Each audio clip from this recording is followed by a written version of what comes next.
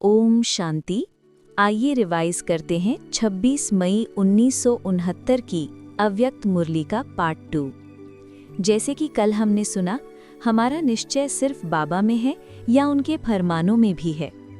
फिर हमने सुना कि भय का मूल कारण देह भान है और उसका निवारण, जितना हम निराकारी अवस्था में स्थित होंगे उतना ही निर्भय बनते जाएंगे।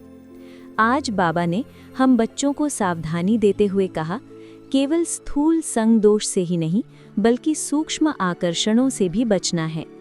इसके लिए बाबा ने फिर से सावधानी देते हुए कहा, माया केवल डरावने रूप में नहीं आती बल्कि वो आत्मा या शरीर के बहुत ही लुभावने और बहकाने वाले रूपों में सामने आएगी।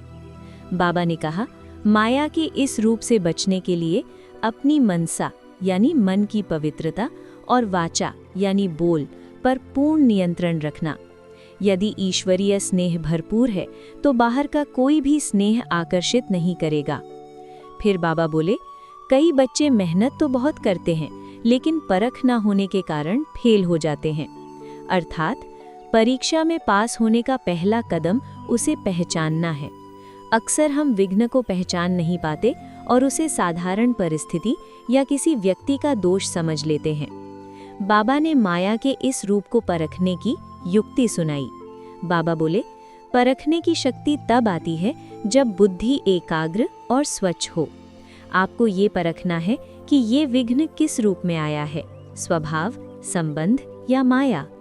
इसका कारण क्या है, इससे मेरी क्या उन्नति होनी है। जिसकी परखने की शक्ति तीव्र होगी वो माया के आने से पहले ही सावधान हो जाएगा और धोखे से बच जाएगा। बाबा की इन शिक्षाओं का सार यही निकलता है, यदि हम बच्चे निराकारी होकर बाबा की स्नेह में मगन रहते हैं तो हमारी परखने की शक्ति स्वतः दिव्य हो जाएगी। फिर न कोई हमें बहका सकेगा और ना ही डरा सकेगा। इसी आधार से हम माया के हर पेपर में सहज पास हो जाएंगे। अच्छा, ये था आज के अनमोल ज्ञान रत्नों का मुख्य सार। कल हम सुनेंगे भविष्य में आने वाली कड़ी परीक्षाओं में पास होने की सहज और सरल युक्ति। अच्छा, ओम शांति।